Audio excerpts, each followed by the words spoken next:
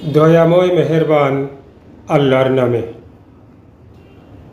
হালকা বা ভারী সকল উপকরণ নিয়ে আল্লাহর পথে সর্বাত্মক সংগ্রামে ঝাঁপিয়ে পড়ো।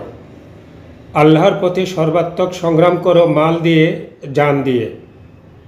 এর মধ্যে তোমাদের জন্য অনন্ত কল্যাণ রয়েছে যদি তোমরা জানতে।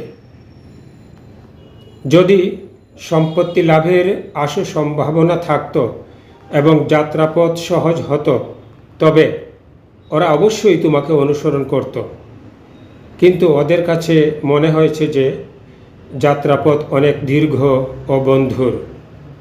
এরপরও ওরা আল্লাহর নামে শপথ করে বলবে, পারলে আমরা অবশ্যই তোমাদের সাথে বের হতাম। আসলে ওরা নিজেরাই নিজেদের ধ্বংসের কারণ হচ্ছে, কারণ আল্লাহ জানেন ওরা মিথ্যা বলছে। সূরা তওবা আয়াত 41 এবং 42।